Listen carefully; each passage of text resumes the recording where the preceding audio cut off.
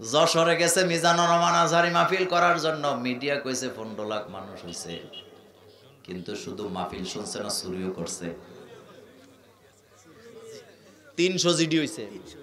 কয়শো? কারো চেইন নাই, গলার চেইন নাই, কারো পকেটের মোবাইল নাই, 300 জিডি হইছে। আরো কতগুলা, কত মানুষে তো জিডি করেও নাই। তাইলে বোঝা গেল চোরের কোনো শ্বশুর বাড়ি নাই। কিন্তু কুমিল্লাতে বিরাট বড় প্রোগ্রাম হয়েছে, আমি মোল্লা নাজিম সেখানে গেছিলাম। মহিলারা বইছে ঈদগাতে, পুরুষগুলা বইছে টাউন হলে। মিটিং শেষ, মিটিং এর পরে একটা ঘোষণাও আসে নাই যে একটা চেইন হারায় গেছে, মোবাইল হারায় গেছে, পাইয়া থাকলে কেউ দিয়া যাবেন। বরং উল্টা ঘোষণা হয়েছে, একটা মাত্র গেট ছিল, গেট দিয়ে বাইরে হইতে যায় লোকেরা ধাক্কা ধাক্কিতে মোবাইল ছুটে পড়ে গেছে। এই রকমের 8টা মোবাইল পাওয়া গেছে, স্টেজে রাখা আছে, উপযুক্ত প্রমাণ দিয়া নিয়ে যাবেন। এই জায়গায় বাছাইকৃত লোক আছে বলে, কোরআনের কর্মীরা গেছে বলে এই জায়গায় চুরি নাই। তাহলে বোঝা গেল কোরআনের কর্মী ছাড়া চুরি বন্ধ করা যায় না। বাংলাদেশে বর্তমান সরকারের একটা ডায়লগ, রাষ্ট্র সংস্কার করব। বলেন কি কি? জোরে বলেন, কি সংস্কার করবে? তা আপনাদেরকে আমি জিজ্ঞেস করি, রাষ্ট্র সংস্কার আগে না মানুষ সংস্কার আগে? কি মনে হয় আপনার? আমি মোল্লা নাজিম আজকের এই জমিনে ফতুয়া দিয়া গেলাম, মানুষ সংস্কার না কইরা রাষ্ট্র সংস্কার এটা কিয়ামত পর্যন্ত সম্ভব হবে না। মানুষ সংস্কার করে, রাষ্ট্র নিজে নিজে সংস্কার হয়ে যাবে। কারণ চোর বাটপার ঘুষখোর মদখোরে জায়গা মতো বসায় রেখা কিয়ামতের আগে রাষ্ট্র সংস্কার করা যাবে না। রাসূলুল্লাহ মানুষ সংস্কার করছে আগে না রাষ্ট্র সংস্কার করছে আগে? আপনি যে বলতেছেন রাষ্ট্র, তো ঘুষখোরদেরকে জায়গায় জায়গায় বসায় রেখা, দুর্নীতিবাজকে জায়গায় জায়গায় বসায় রেখা আপনি জীবনেও রাষ্ট্রকে সংস্কার করতে পারবেন না। মানুষ ভালো হইলে রাষ্ট্র ভালো হয়ে যাবে, কথা সত্য না? মানুষ ভালো হইলে, এটার জন্য কোরআন লাগবে। জোরে বলেন কি লাগবে? আলিফ লাম রা কিতাবুন আনজালনাহু ইলাইকা লিতুখরিজান নাসা মিনাজ যুলুমাতি ইলান নূর। নবী গো, এই কিতাব আপনার উপরে নাযিল করলাম, মানব মণ্ডলীকে কিতাব দিয়ে অন্ধকার থেকে আলোর রাস্তা দেখায় দিবেন। কোরআনের কর্মী ছাড়া চুরি বন্ধ করা যায় না। আপনার বাড়ির ছাদের উপর একটা পানির ট্যাঙ্কি আছে, ওইটার ভিতরে একটা ইঁদুর পড়ছে, মরছে, পইচা গেছে। আপনি যখন ট্যাপ ছাড়ছেন ওযু করার জন্য, পানিতে দুর্গন্ধ আসলো, আপনি কি ট্যাপ দৌত করবেন না টাঙ্কি পরিষ্কার করবেন? টাঙ্কি পরিষ্কার করেন, ট্যাপ দেওয়ার কি নাই দরকার? কথা কি সত্য? তো রাষ্ট্রের মধ্যে সব জায়গায় পচা মানুষ বসায় রাখছেন, যারা গোশ ছাড়া একটা নিবন্ধনও দেয় না। কথা কি ঠিক? এই ইউনিয়নের নাম কি? বায়েক ইউনিয়নের কথাই বলি। বায়েক ইউনিয়নের সচিবরা, চেয়ারম্যানরা গোশকা, আমি কিন্তু এটা একবারও বলি নাই। কিন্তু আপনাদের এলাকায় জন্ম নিবন্ধন আনতে গেলে কোনো হয়রানি নাই। আসতে কইতেছেন কেন? এই যে দেখছেন কয় হাজার,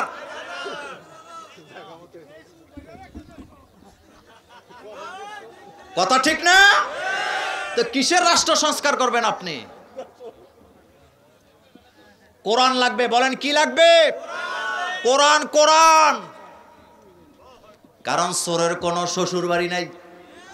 বলেন চোরের কি নাই? কুমিল্লা পুলিশ লাইনে গেছি ঈদের নামাজ পড়তে একবার, আজ থেকে 15 বছর আগের কথা। কুমিল্লা পুলিশ লাইন তো আপনারা অনেকেই গেছেন।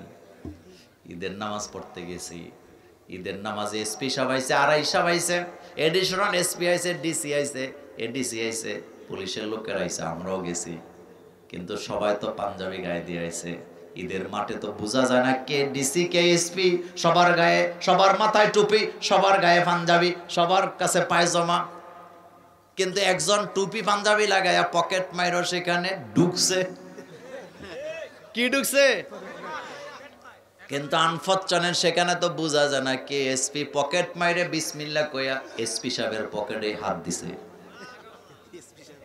কার পকেটে? মনোযোগ আছে আপনাদের? কার পকেটে হাত দিছে? তো এসপি সাহেব তো আমার মতো বোকা না, যখন হাত দিছে হাতে টিপ দিয়ে ধরছে, এখন আর ছুটতে পারে না। এখন আর দুই পুলিশে তারে ধরে নিয়ে কয় বেটা আজকে ঈদের দিন, ঈদের মাঠে তুই পকেট মারতে আইছ। কয় স্যার আমার কাছে ঈদ কি আর গরু বাজার কি সবই সমান। চোরের কোনো বলেন চোরের কোনো। যশোরে গেছে মিজানুর রহমান আজহারি মাহফিল করার জন্য, মিডিয়া কইছে 15 লাখ মানুষ হইছে, কিন্তু শুধু মাহফিল শুনছে না, চুরিও করছে। 300 জিডি হইছে। কয়শো? কারো চেইন নাই, গলার চেইন নাই, কারো পকেটের মোবাইল নাই, 300 জিডি হইছে। আরো কতগুলা, কত মানুষ তো জিডি করেও নাই। তাইলে বোঝা গেল চোরের কোনো শ্বশুর বাড়ি নাই। কিন্তু কুমিল্লাতে বিরাট বড় প্রোগ্রাম হয়েছে, আমি মোল্লা নাজিম সেখানে গেছিলাম। মহিলারা বইছে ঈদগাতে, পুরুষগুলা বইছে টাউন হলে। মিটিং শেষ, মিটিং এর পরে একটা ঘোষণাও আসে নাই যে একটা চেইন হারায় গেছে, মোবাইল হারায় গেছে, পাইয়া থাকলে কেউ দিয়া যাবে। বরং উল্টা ঘোষণা হয়েছে, একটা মাত্র গেট ছিল, গেট দিয়ে বাইরে হইতে যায় লোকেরা ধাক্কা ধাক্কিতে মোবাইল ছুটে পড়ে গেছে। এই রকমের 8টা মোবাইল পাওয়া গেছে, স্টেজে রাখা আছে, উপযুক্ত প্রমাণ দিয়া নিয়ে যাবেন। এই জায়গায় বাছাইকৃত লোক আছে বলে, কোরআনের কর্মীরা গেছে বলে এই জায়গায় চুরি নাই। তাইলে বোঝা গেল কোরআনের কর্মী ছাড়া চুরি বন্ধ করা যায় না। মানুষ সংস্কার আগে না রাষ্ট্র সংস্কার আগে? রাসূলুল্লাহ সাল্লাল্লাহু আলাইহি ওয়াসাল্লাম রাষ্ট্র সংস্কার করছে আগে না মানুষ সংস্কার করছে আগে? চোরের কি নাই বলেন, চোরের কি নাই? শাশুড়ি হাতের দেশি মুরগির রান খাওয়াইয়া শোয়া রাখছে, হাতে খালি গরুর দিকে তাকায় আছে। সবাই যখন ঘুমাইছে হাতে গরু লইয়া, কথা বলেন গরু লইয়া, তাহলে চোরের কি না? সব জায়গায় ঘুষখোর বসাইয়া আপনি রাষ্ট্র সংস্কার দিবালোকে স্বপ্ন দেখছেন। আপনি দিবালোকে স্বপ্ন দেখছেন আপনি। আমার ভাইয়েরা, আমার হাতে আর একেবারে কম সময়, আমি এই সময়ে কথাটা শেষ করব। রাষ্ট্র সংস্কার আগে না মানুষ সংস্কার আগে? মানুষ ভালো হইলে রাষ্ট্র। আচ্ছা শুনেন, সরকারের এক আমলা খালি ঘুষ খায়, ভয়ানক ঘুষ। তো তারে ব্রাহ্মণবাড়িয়া থেকে বদলি করছে কুমিল্লা। সরকারের কাছে খবর গেছে, কয় হাতে কুমিল্লাও ঘুষ খায়। কয়বার তারে পঞ্চগড়ে বদলি কর, সেখানেও ঘুষ খায়। কয়বার তারে রাঙ্গামাটি পাঠা, রাঙ্গামাটিও ঘুষ খায়। এখন সরকারের মেজাজ খারাপ হয়েছে, কয় তার যেহেতু ঘুষ বন্ধ হয় না, তারে বুড়িগঙ্গা নদীর পারে একটা চেয়ার দিয়ে বসায় রাখ। কোথায়? তো বুড়িগঙ্গা নদীর পারে এরকমের একটা চেয়ার দিয়া কয় তুই আমলা, তোর তো আর বাদ দেওয়া যাবে না, তুই এনে বয়ে বয়ে ঢেউ গনবি, তোর আর কোনো কামই নেই। হেতে 2 দিন যাবত গালে হাত দিয়া নদীর দিকে তাকাই আফসোস করতেছে, আমার ঘুষ না খাইলে চলে কেমনে। হঠাৎ তার মাথায় বুদ্ধি গেছে, নদী দিয়া চলে ট্রলার, মালবাহী নৌকা, জাহাজ। হেতে নদীর ওই পারে একটা খুঁটি, এই পারে একটা খুঁটি গাইরা ওই দিক থেকে এদিকে একটা রশি লাগাইছে। মনোযোগ আছে আপনাদের? কি লাগাইছে? রশি লাগাইছে। সরকার তো সেদিকে মুছে তেল দিতেছে যে তারে তো বুড়িগঙ্গা নদীর পারে বসাইছি, তার কপালে আর গোশ। যখন রশি লাগাইছে, 2 পারের নৌকা সব আটকাই গেছে। লোকেরা বলতেছে বেটা আমরা মাল নিয়ে এদিক থেকে সেদিকে যাই, এক জেলা থেকে আরেক জায়গায় যাই, তুমি রশি খুলো, আমরা যাব কিভাবে? এত গায়ে বেটা আমি সরকারের লোক, এত বাহাদুরি দেখায়ও না।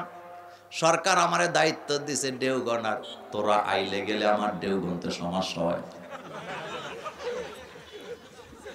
এখন যে 500 দেয়, কথা কয় না ব্রাহ্মণবাড়িয়া, 500 দিলে 500 দিলে ছাইরা দেয়, 200 দিলে ছাইরা দেয়, 1000 দিলে ছাইরা দেয়। এবার সরকারের কাছে খবর গেছে আপনার আমলা তো বুড়িগঙ্গায় ঘুষের বাণিজ্য শুরু করে দিছে। করে হেনে ঘুষাইলো কেমনে? কই এমনে এমনে। যারা গ্রামের একজন রিক্সা চালককে নিবন্ধন দিতে 4000 টাকা ঘুষ খায়, তাদের দ্বারা রাষ্ট্র সংস্কার কিয়ামতের আগে হবে না। আর রশিউল মুরতাশি কেলাহুমা ফিন্নার। গ্রামের মধ্যে যারা বিচার করে তারা বোধহয় ঘুষ খায় না। তো আপনি রাষ্ট্র কেমনে সংস্কার করবেন? রাষ্ট্র সংস্কারের একটাই রাস্তা আছে, প্রত্যেকটা মানুষকে কোরআন শিক্ষা দিতে হবে। বলেন কি দিতে হবে? শেষ কথা বলি, মরক্কোর গভর্নমেন্ট আজ থেকে 3.5 বছর আগে আলেম ওলামাদেরকে ডাকাইছে, ডাকায় বলছে এই যে আমরা জেলখানা থেকে আসামি ছেড়ে দেই, এই আসামিরা তো বাইর হয়ে যায় আবার হেইকামি করে। আপনাদের এলাকায় যারা গাঁজা সহ ধরা খায় জেল থেকে বাইর হয়ে আসলে আর বোধহয় গাঁজা ব্যবসা করে না, হেতে তখন গাঁজার লগে ইয়াবা শুদ্ধ বেছে, কথা ঠিক না? তো সরকার জানতে চাইছে আলেমদের কাছে, বলেন তো তারা যাতে জেল খাইতে যায় বাইর হয়ে আর এই কাম না করে কোনো প্রেসক্রিপশন কি আছে? আলেমরা পরামর্শ দিছে, হ্যাঁ আছে, একটা কাজ করতে পারেন। কয় কি? কয় মরক্কোতে আইন করেন, জেল খাটবে যারা কোরআন মুখস্থ করা লাগবে তারা। বুদ্ধিটা ভালো না খারাপ? মানে জেলে বয়ে বয়ে লুডো খেলা যাবে না, তাস খেলা যাবে না, তামিলনাড়ু সিনেমা দেখা যাবে না, কি মুখস্থ করবে? আরো জোরে বলেন। আপনি নিউজটা এখনো গুগলও পাবেন, সার্চ দিলেন। মরক্কো আইন হয়ে গেছে, জেল খাটবে যারা কোরআনের হেফজ করা লাগবে তারা। এখন আসামিও কমতেছে, ওই জেলখানার মধ্যে আইন করার পরে মাত্র 3.5 বছরে 14,500 হাফেজ তৈরি হয়েছে।